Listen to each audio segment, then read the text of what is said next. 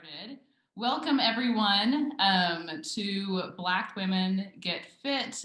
We're having a Let's Talk session here today with Terri Barnes, who is the convener of Black Women Get Fit.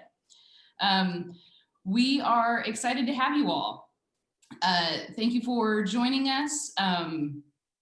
This is a series that we are convening everyone.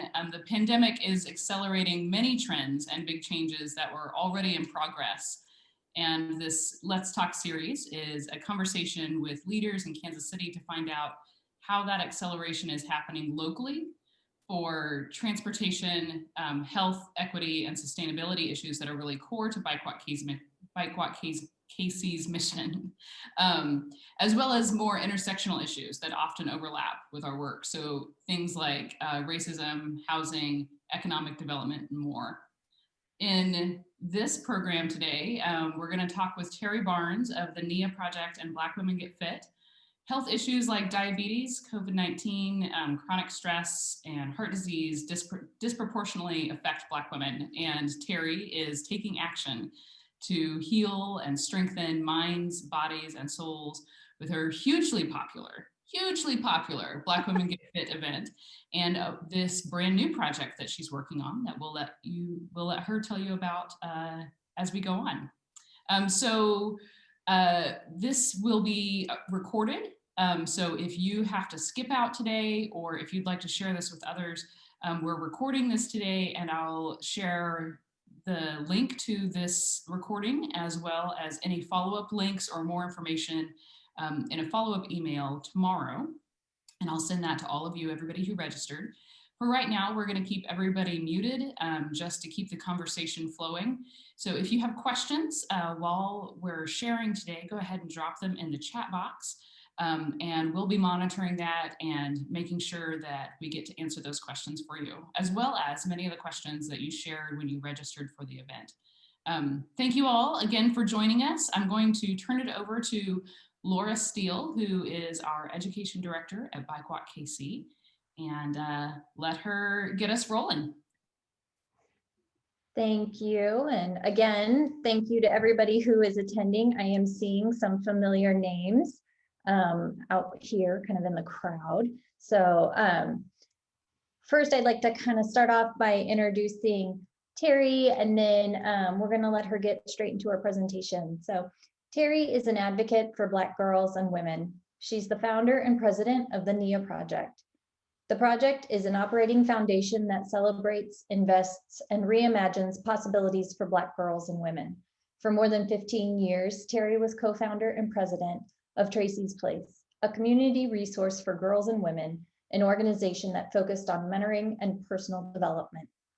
Terri is the convener of Black Women Get Fit, an annual event where local experts in health and wellness volunteer their time to provide access to exercise and wellness information, particularly focused on Black women. Terri is a lifelong Kansas Citian and received her undergraduate degree in business management from Park University. She's married to Lee Barnes, 5th District City Councilman, and has a wonderful son, Lee Barnes III, who recently returned to school to complete his MBA at the Wharton School at the University of Pennsylvania. Terri has more than 30 years of leadership experience working in financial services and healthcare back office operations and contact centers. Her career includes time at the American Century Investments, Blue Cross and Blue Shield, and she's currently employed with the Federal Reserve Bank of Kansas City. Terri, I'm going to turn it on over to you. Well, thank you so much for having me. I'm really excited to be here today and to talk to this wonderful Zoom audience about Black Women Get Fit and the NIA Project.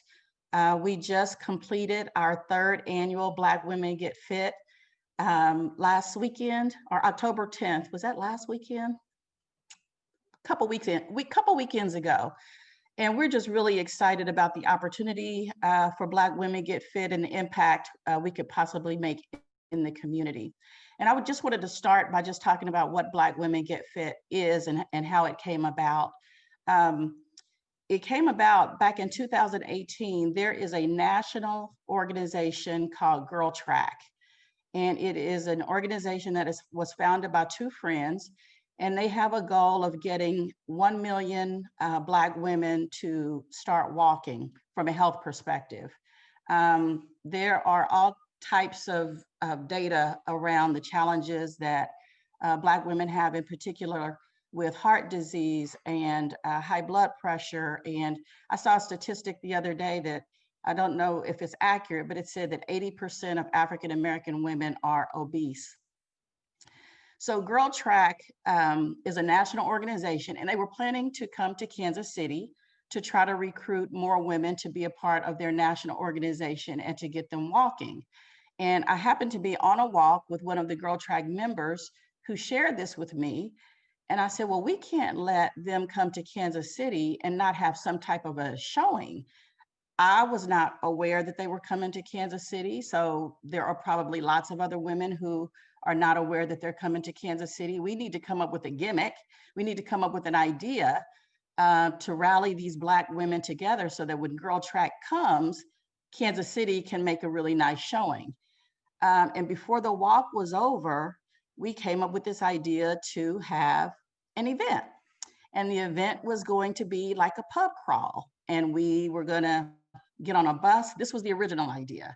We were going to start at the Kansas City Health Department because it's a health department. We were going to get a city bus and we were going to have a pub crawl all the way down Troost. And we were going to stop at different venues, and each venue would highlight an exercise. It would be fun. We would have mimosas on the bus, and it would just be a way to highlight exercise and raise awareness that Girl Track, this national organization, was coming to Kansas City. Well, I went home that day. I was really excited. I love projects. I get myself into a lot of trouble because I get involved in these projects. And I came home and I started making a few phone calls of women who do fitness that I know to see if they would be on board with this idea. And every single person I called said, that's a great idea. I would love to do it. So probably within 24, 48 hours of that idea, we really had something that we wanted to pursue. So fast forward, a lot of that adjusted and changed, and we ended up having the first annual Black Women Get Fit event on 18th and Vine. And we used all of the different venues. We were inside of the Lincoln Building. We were inside of the Black Archives. We were inside of Greg Kleiss. So we just reached out to all of those folks on 18th and Vine and asked them if we could use space on a Saturday morning, and they all said yes. And so we began planning the first annual Black Women Get Fit. And somewhere along the way, probably a couple weeks before this happened, we discovered that Girl Track was going to cancel their event and schedule it for later in the year. And long story short, they never did come to Kansas City. So we ended up having this huge event, and it was fantastic. We had 300 women descend upon 18th and Vine. And we had all types of exercise, from African dance to yoga to Tai Chi to cardio kickbox jam. We had Black Girls Run. We had Girl Track. We had Bike Walk Kansas City donated bicycles for us. So we had women on a biking track. And we just had an absolutely wonderful morning. And after it was over, people were going, well, when are we going to do this again? And we looked at each other. We were like, there is no again. We're not an organization. We're not a group. We don't have any money. This was just really an idea that turned into an event that resulted in really us getting clear that there is a demand for exercise and fitness in our community, along with one little detail that I left out. Probably 2 weeks before we had this event, the very first event, somebody said, well, how can you just focus on physical fitness? Because really, when you're talking about health, that includes your mental fitness, your spiritual fitness. And so again, reached out to people that I knew in the community that were already doing work in that space and asked them if they would be willing to participate. And they said yes. So we ended up the very first year, I think we had 2 or 3 offerings around mental health and spiritual health. And then the second year, we really built out that segment of Black Women Get Fit. And this year, we built it out even more. So each year, it has gotten bigger and better. and we are much more responsive to what the women are saying we want to hear about, we want to know about. I personally kind of love that story of, you know, your initial motivation to have this event. Even though that did not follow through, you were still able to create this amazing event that people were, like you said, they were hungry for that, you know, and they wanted to know more. Do it again, you know? Yeah. And so I think that's amazing. And that is just a really great story. And we're really happy that 3 years later, you're still going strong and you're adapting when fun things like COVID pop up. So would you like to tell us a little bit more about the NIA project? Yeah, well, the NIA project, you talked about in my opening that for 15 years, I co-founded a mentoring and personal development program for girls. And that was called Tracy's Place. And that was a wonderful experience. But we had a lot of challenges with that program at the time. And again, this was in 1999, 2000, when we were a 501c3. We were going after funding, and we were constantly getting told that, you know, there really wasn't money in the budget for prevention. There were so many crises, so many issues, that money really had to be spent for those things. And we really had a hard time getting funding for it. And we weren't familiar with the landscape for girls programming. And so we just really did it on our own, again, out of our own pockets for 15 years. And we let that organization kind of go away. And I focused my attention in some other areas, but I've never really lost my passion for the focus on girls and women. Probably 2 or 3 years ago, there was some convening of girls and women focused organizations. I know that UMKC hosted a meeting where we really just talked about the condition of girls and women. Now, this is not Black, this is just girls and women in the greater Kansas City community, and why there weren't more supportive options in place. I'm not exactly sure where that all ended up, but I've since done quite a bit of research, and I know that less than 1% of philanthropic dollars go toward programming for girls and women. And there's lots of conversations to be had about, if you make sure you have healthy girls and women, you're going to have a healthier community. We're leading our families, we're making purchasing decisions, we're making educational decisions for our children. And so for me, it was really clear that I wanted to spend my time in that particular space. And so for quite a while, I've had that passion in mind. And so really the NIA project is a more mature Terri Barnes from when we initially started that project many, many years ago. And with the popularity of Black Women Get Fit, I knew after the first 2 years, we needed to really make a commitment to it. And in order to do that, we needed to be formally organized so that we could be positioned for funding and begin to put our data together. Last year, the first year, we didn't have any data. We knew zip codes, because that's what we did. We said, if you want to come, tell us what size t-shirt you want and what zip code you live in. We didn't really collect any data, but Eventbrite is wonderful in that we were able to house all of those women that attended. So year 2, we got a little bit smarter. Unfortunately, we didn't get a consultant, but we got a little bit smarter, and we started asking more targeted questions about, what did you like? What didn't you like? Why did you come? What did you learn from this event? So from last year, and we're going to share that, I think, on the slide in a little bit, some of the facts that we were able to gather from last year's event. And then this year, COVID just really kind of knocked us out of the loop. And I share all of that background because the NIA project is the 501c3 that will house Black Women Get Fit going forward. So Black Women Get Fit will be an offering under the NIA project. And the NIA project, the overarching goal of the NIA project is to be laser focused on issues that impact Black girls and women in the Kansas City area.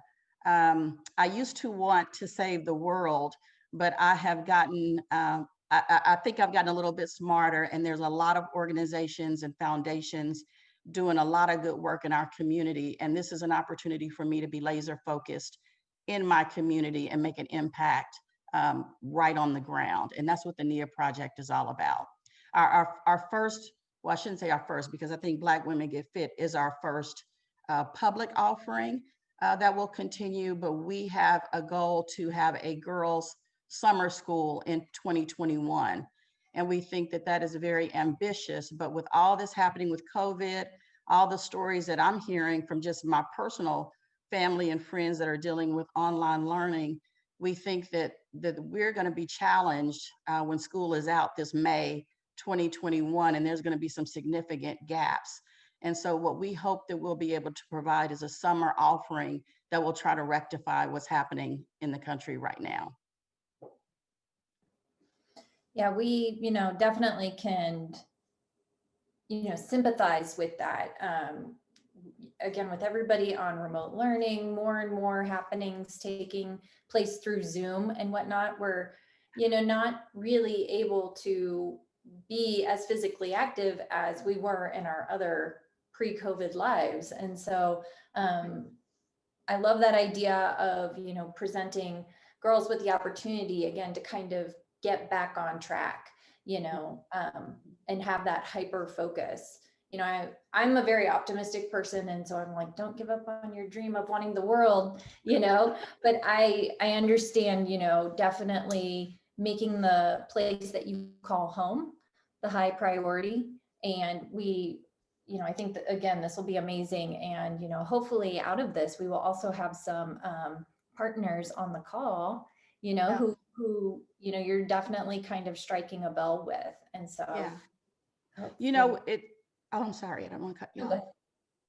I was going to say with all this happening in our country, with the social justice movement, the Black Lives Matter movement, we are in a space that's so unique, because if you were to ask most Black people, they would tell you that these challenges have been happening for a really long time, but we're in a unique space to where now people are willing to listen and think differently about how Black communities are serviced and who services those communities. And I am of the group that really thinks we are missing an opportunity with grassroots organizations. In Kansas City, we focus a lot on institutional support, and I get it because of the scale of some of the issues and the expertise that has to be in place. But I think that there's an opportunity to really take a look at grassroots organizations that have done the work for a really long time. People ask me all the time, how did you get all of these Black women to show up to swim? Black women don't swim. We had 50 women sign up to swim. And I personally am not this big health and wellness enthusiast, but what I did is I reached out to women in the community who are already doing this work. And when you reach out to the women that are already doing the work, you find out that we have Black yoga teachers, and we have a Black Tai Chi instructor, and we have African dance, and we have all of these wonderful experiences happening in our community. But unfortunately, those folks don't necessarily have it inside of a gym membership, or where the general public would be familiar with it. So typically, our folks doing this work are doing it in community centers or in church basements, or they're doing it in libraries, which is innovative and creative, but it keeps them under the radar. And so I would like to raise awareness to this entire community of women that are doing some incredible work, but they don't have the same access to funding, the same access to, right now, space in order to deliver their services. So that's another thing that I'm really excited about with the NIA project, partnering with organizations that have the things that we all need to make some of this work happen.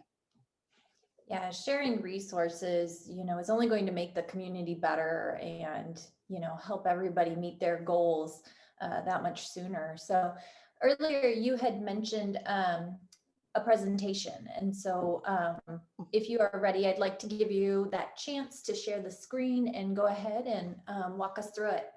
Yeah, thank you.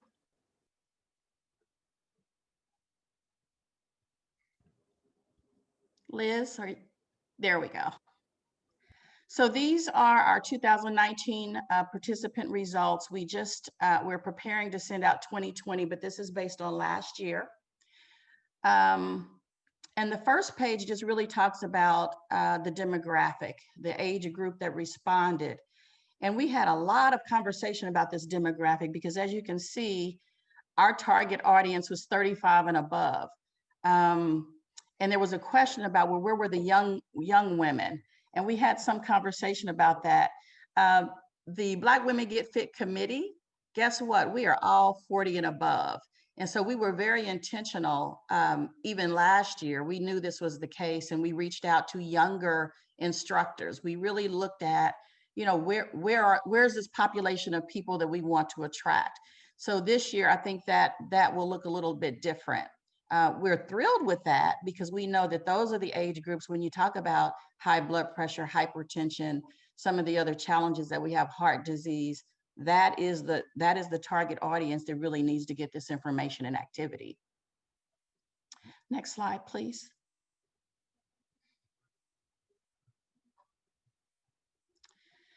So 81% of the participants last year said that the event exceeded expectations. And I wanted to highlight again, part of the magic is I don't go in a room and come up with this stuff on my own. We go to existing groups and organizations that are already in the community talking about health and wellness, and we invite them in and give them a place to kind of share their story and recruit women.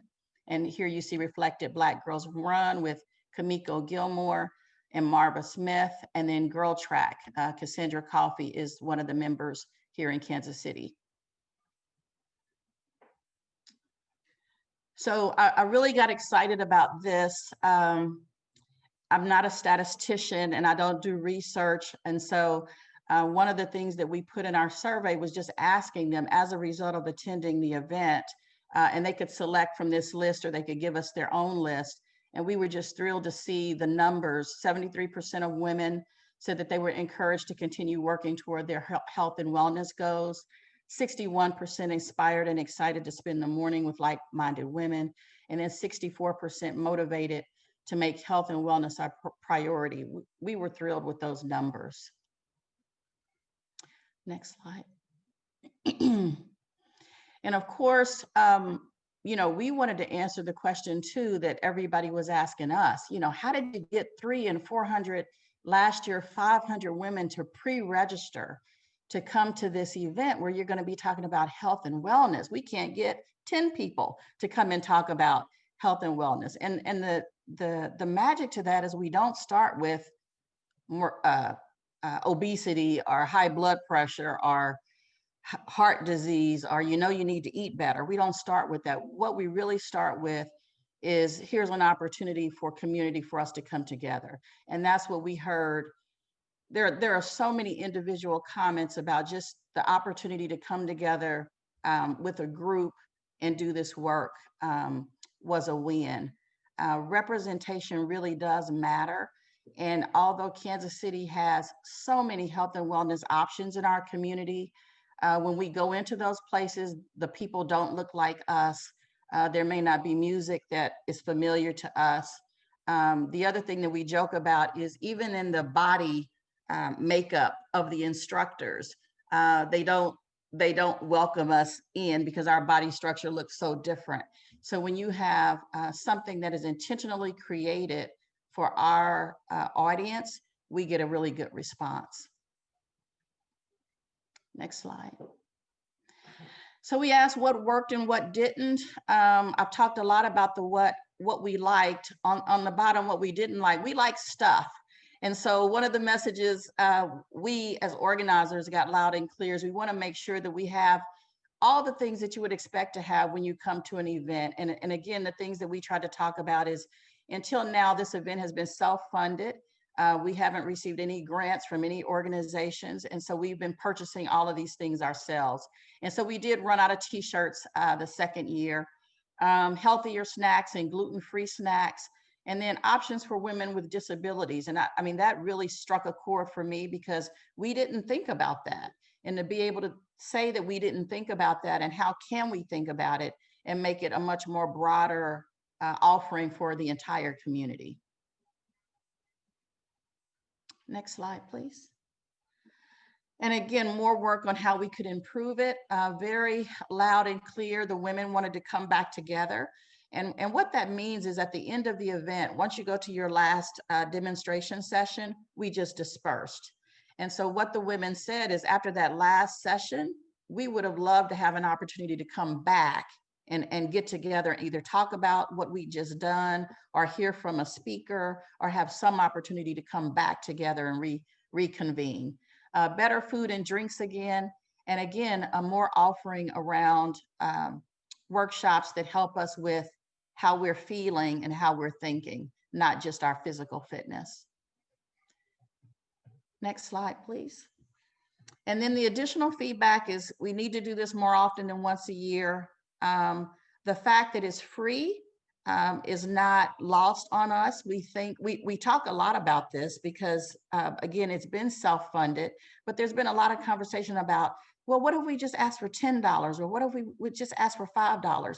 It would help offset the cost. And I've really been adamant that I don't want it to be a single barrier. I don't want anybody to think, ooh, if I have to pay for it, maybe not. I really want to keep it free so that everybody who wants to participate and attend, that barrier of thinking about whether or not they're going to pay for it is not the thing that keeps them from participating. And of course, do more advertising. We've never done real advertising in the newspaper or on the radio because of the expense. This has all been word of mouth and emails.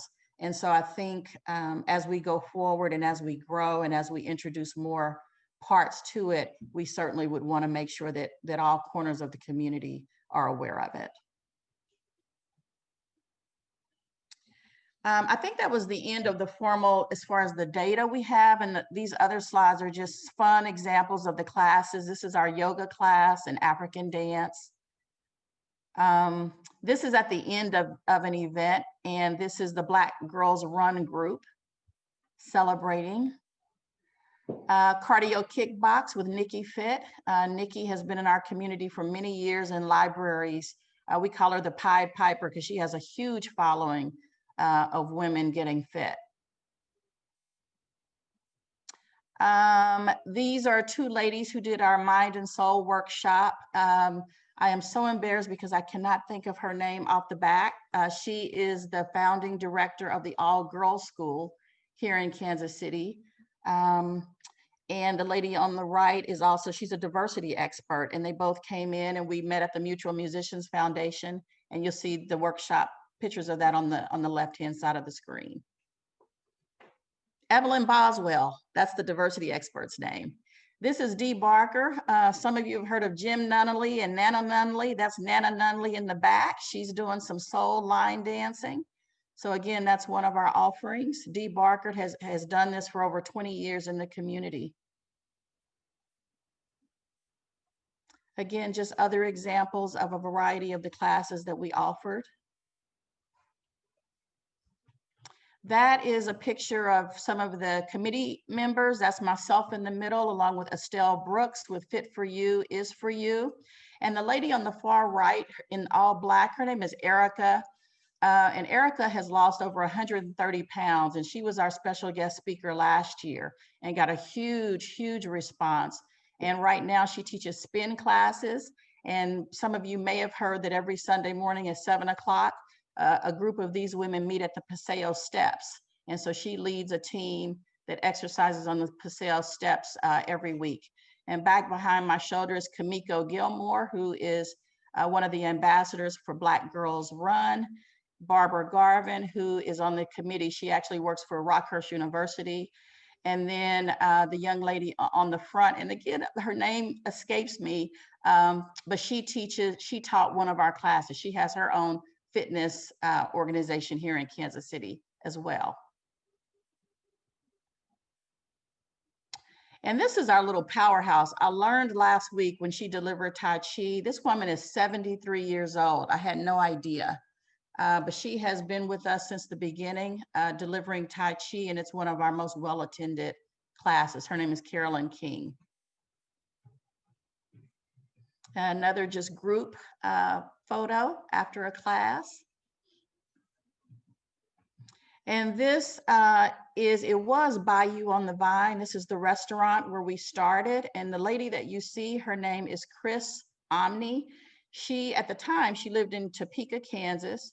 She came down to do our opening for us, and she has an entire initiative called Cape Break, C-A-P-E, Cape Break, where she really focuses on chronic stress for African American women, and she encourages us to get rid of our capes. And this is her, this is before we disperse and start all of our fitness demonstration sessions. We all start together in one place. And so again, at the time, this was Bayou on the Vine, on 18th and Vine. And then just some additional pictures of us in our yoga classes. So I hope you enjoyed that. I mean, it always excites me to see, number one, it excites me to see women in the community, the instructors who are giving of their time, their resources. Again, we didn't have any money, so none of these women got paid for the 4 hours that they spent sharing their expertise, and then being able to just open it up to the entire community has been a wonderful, wonderful benefit. That was fantastic. I mean, I'm just sitting here internally just smiling, and, you know, I mean, yeah, you can see the joy on everybody's faces, and, you know, it just looks like a ton of fun.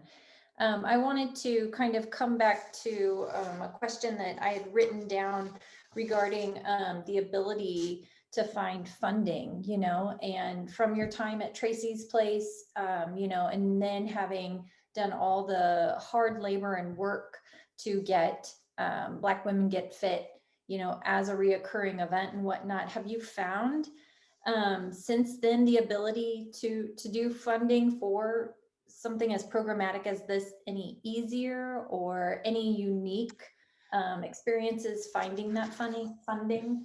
Well, our 501c3 is pending. And so for the NIA project is pending. And to be honest with you, I don't have any, I believe that we will be able to find the funding for it. I think that the good news is we've already shown what we can do with no funding. So regardless of if we get the funding or not, we know this is something that we can continue to make happen. This year, we were really lucky to have Raina Park Shaw, who is our 5th District City Councilwoman. And it's so interesting to me, her background and her experience is health. And so this is very near and dear to her heart. Alicia Kennedy, who is running for Lieutenant Governor for the state of Missouri, again, health and fitness is a passion project for her. And then Melissa Robinson, who's also on the council, she's also the president of Black Healthcare Coalition. So I think that we have, and I share those names because from a city standpoint, it's really important that those folks are aware of what you're doing, and they are all very supportive of this work. And so I think that we will be very well positioned to get additional funding. This is not a project that will require hundreds of thousands of dollars. It's a project that will require help with food and water and securing locations and perhaps stipends to the instructors, but it's certainly not a project that will require an unreasonable amount of funding. So I'm really, I don't have any concerns about being positioned for the funding. That's awesome. So to also kind of piggyback on, you know, as you were mentioning some of your keynote speakers and some of the participants that you had and whatnot, who else would you like to see at the table as, you know, essential community partners to help keep motivating and bringing awareness to this active living movement? You know, it's funny, Bike Walk Kansas City, obviously, because you're Bike Walk Kansas City. I mean, again, I can't tell you, I think it was last year, there was a group and it was part of the slide. I think it was 10 or 12 women who were on 18th Street taking a bike ride. And they just talked about how cars would just stop and stare at them because you don't see a group of Black women 10 or 12 deep riding their bikes in the city. And I think you would see that more, if people were aware that there are groups that are doing that, because again, we didn't create that. There are 2 or 3 women's groups who get together and they bike ride. But from a marketing standpoint and publicity wise, other people in the community aren't aware of it. How do we buy bikes? I don't know about you all, but the last time I bought a Schwinn, it was like 120 bucks.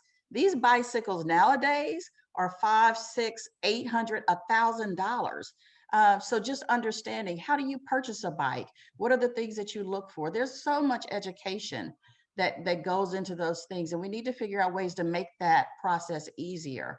You know, kids could be riding their bicycles to school, but then you've got issues with sidewalks. And so Bike Walk Kansas City obviously makes sense, but there are many other, I mean, the city of Kansas City with the community centers, the community centers are very well used, but we don't have anybody, I don't think, we don't have anybody targeting specific communities in ways that get them to respond. Most of us work during the day, so it doesn't do you any good to have this great thing going on at noon. It has to be, these buildings have to be accessible to us after hours and on the weekends and during times that are more convenient for us. There has to be childcare, because if I've got a kid or two, that's the one thing that might keep me from showing up. So there are very creative ways, I think, to do this work that doesn't necessarily break the bank. We just have to be willing to think differently about how we deliver these services to the women of in the community. Yeah, and you had mentioned earlier,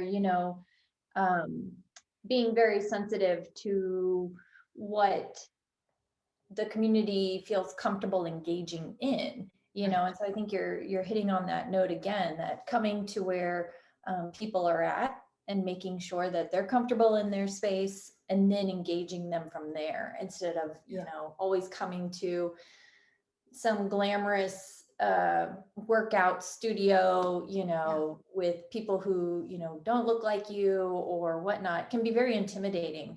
Yeah, and the fancy expensive leggings, and you got to have the certain shoes, and those are things that people go, oh well, that shouldn't be a big deal.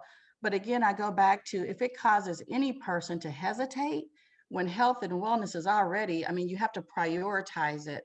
And I would say, I don't want to speak for the Black women in the community, but I would say it's not something that we necessarily prioritize, because we've got so many other things that we have to manage every day, from our children to housing. We have a housing crisis in this community. I think somebody mentioned to me that there were 150 evictions on the docket last week.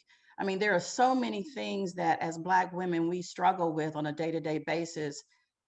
Exercising is not necessarily going to be the most important thing that I think about.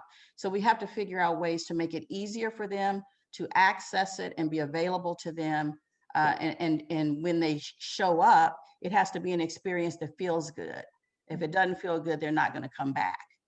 Yep. I totally agree. If I have an experience that, from the get-go turns that whole experience sour, why would you go back? I totally feel for that. A couple of other themes that, you were covering and mentioning were, the outreach portion of this, and how you were wanting to make sure to be very intentional, to be inclusive. You had mentioned, somebody wrote a comment, I think, about have options for, individuals with disabilities or different abilities. So what other outreach methods have you adopted, or do you think would be most effective for people who don't follow you yet or know about your programming? What other resources do you think could be beneficial for this project and program? Yeah, I think the thing that we've done well and we continue to do is really just listen to the women who have attended, because that's where all of this is coming from. They are telling us, they were the ones that said, I would have come if there had been a daycare. That's not something that we thought about. But my guess is we could partner with a daycare provider that would be willing to come and do that. We don't have to do that. We don't have to figure out how to do that. Women with disabilities, we do have folks. We're lucky in that a lot of our instructors, Estelle Brooks is one who comes to mind, who specifically focuses on low mobility individuals. And so she has all types of different ways that she can deliver services. But that's something that we'll have to be educated on, and we'd be reaching out to look for folks that can help us with that, because we may not have all of those answers. So I think the great thing about the NIA project and Black Women Get Fit is we are willing to kind of pivot and change and make our program attractive and available as we find out what people want. Because there's a whole list of things that people have given us feedback about, particularly around nutrition. You know, you're hearing topics on veganism and you know, what's the difference between being a vegan and being a vegetarian and plant-based. Those are all things that we have not incorporated yet into our programming, but it all makes sense and there's a demand for it. So we listen to the folks who show up, and we would listen to folks like you all that have done a lot of work, and you probably have a lot of data. And we would be very responsive to that as best that we can. I think those are the things too that would help when we go to a foundation or we go out for funding, when we can show that there's an interest and a demand for this particular type of services. I agree. I agree. Um, So we have a question in the chat. It looks a little bit kind of like you've already touched on it. The question comes from Michael Kelly. He says, thank you for providing your insights. Can you talk a little more about some of the steps you take to support participants living with disabilities? Like I said, I think you touched on, started to touch on that. Yeah, it's a good question. And we haven't gotten anywhere on a recommendation on what that would look like going forward. I think what we know is that it's an area we need to learn more about and think about what that looks like. I think about the whole person. I think that's the name of the nonprofit that's over on Main. I mean, that's the first place that comes to mind, because personally, I don't know what that might look like. So again, that's where Kansas City's lucky in that we've got a whole array of community partners that do this work. And so if I were to go to them and say, hey, you know, this is something that we're thinking about, my guess is they could provide us with some of those recommendations. And we would be very open to offering those and marketing those, because if there are people at home, just because they don't believe, if they're in a wheelchair or if they have a disability as far as sight, or they have some disability with movement, if there's a way that we could connect to those people, we'd absolutely want to do it. Yeah.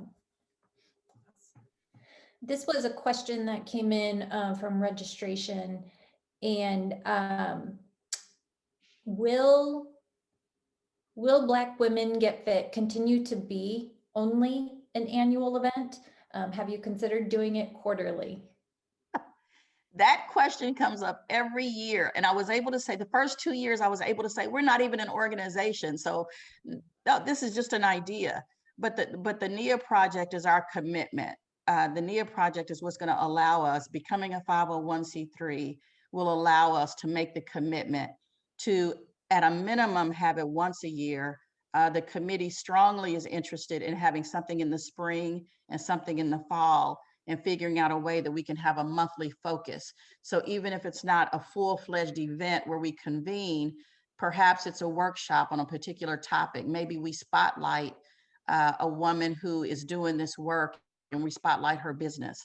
Because again, part of all of this was to highlight the women that are already doing the work and to provide this service to women who, like me, we're all sitting at home. And if there are things that we can do from our homes to stay fit and connected, we're just going to be better positioned when this whole COVID thing is behind us. So yes, a very long way of saying, yes, we are looking for ways to do it more than once a year. That's awesome. You know, and I know, speaking on behalf of, you know, Bike Walk KC, you know, we would love to be able to provide space and opportunity to, you know, help kind of put those smaller events in place, so that there could be more of a long-term engagement, you know, over a year. And we're totally open to hearing, you know, any ideas, whatever those might be. I'm looking really quick. I think we have, okay, I thought we had a question from the chat. We did have one from earlier asking about how to get more involved with the NIA project. So we do have the link for the website here. And then Terri, if you wanted to share any more suggestions on how to get connected or how to support the NIA project. Yeah, so the NIA project, we just opened our website and there's lots more, it's under construction. So there's a lot more detail that will be added, but that is the niaprojectkc.org. And you can go there to connect with us, or you can send us an email at blackwomengetfit@gmail.com. Because Black Women Get Fit is purely self-funded and it's really a volunteer effort, we would love to have folks who want to sit with us to plan and think about what that looks like for the spring and what it looks like for the fall. I am a big proponent of volunteerism. And so back to this funding piece, although we are very interested in funding, I think that there is so many pieces of what we do that people are willing to volunteer to do, that we can really make a great headway with just folks who are interested and want to provide that type of support. So blackwomengetfit@gmail.com. You can shoot us an email, or you can go to the niaprojectkc.org, and you can read more about our plans in Kansas City going forward. Yeah, Liz, thank you. She provided the link to the email as well as to the NIA project here in the chat. So please make sure to take advantage of that. Again, want to remind anybody who is participating, if you want to drop a question into the chat, please feel free. Is there, let me see, I'm looking for through the questions that were asked in the other, in the registration, but you know, Terri, is there anything else that you would like people to know about you, the NIA project, Black Women Get Fit event? Anything? Yeah, I mean, I just think that, again, we are in a unique time historically with the social justice movement, the election coming up. So many issues in our community have really come to the forefront as a result of some of those other things. And I don't know any other time in my life have more people expressed an interest to get involved and get engaged, but they don't know how. And so I think that I would just love to see organized groups, churches, sororities, fraternities, folks that are already organized, reach out, make sure people know how to connect with you, because there are people who want to help. There are people who have ideas. They've had ideas for a really long time and never really knew what to do with those ideas. And I hope that the NIA project can serve as one, because I think Kansas City's lucky in that we've got lots of organizations and groups doing a lot of meaningful work. But I am really, really focused on how do we look at Black women. I got I'm sorry, I'm jumping around, but I got an invitation to something the other day, and it mentioned that there are 5 zip codes, 64128, 64130, 64109, and I'm not going to know the other 2. But there are 5 zip codes in the inner city, and I think it's 3rd District, where the lifespan is 14 to 15 years less than people in another zip code. And that was just stunning to me. And I think that it's hard for me to know that we know that, and we aren't doing some real transformative things to make a difference for people in those communities. And again, we do a lot of stuff. We've always done a lot of stuff, and we've got a lot of good work that we do. But that statistic was just sobering to me. So I don't want to be the person, and I grew up in 64128. My mother still lives in 64128.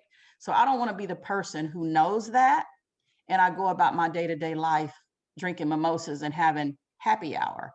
I really want people to find a way to get engaged. And I think that there's a place for everybody. There's this idea that you have to be a CEO, or you have to have these skill sets, or you have to do these special things to be on boards or to get involved in these organizations. And I just don't think you do.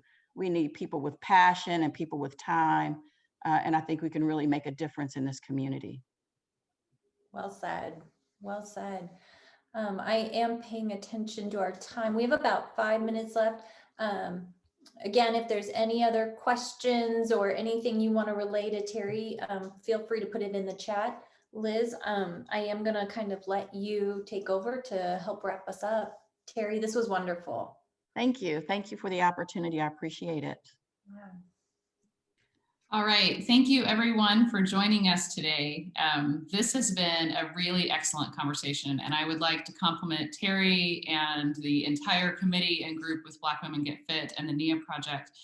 I think something that really struck me today, and we talk about this all the time in our work, but I just cannot get over the importance of building relationships and making community connections and working with each other without an ego. That's what I really got from this, is that you talked about listening to the people who are participating in Black Women Get Fit, and you talked about listening to your partners and stuff. And gosh, that is just so important, that we stay focused on the mission.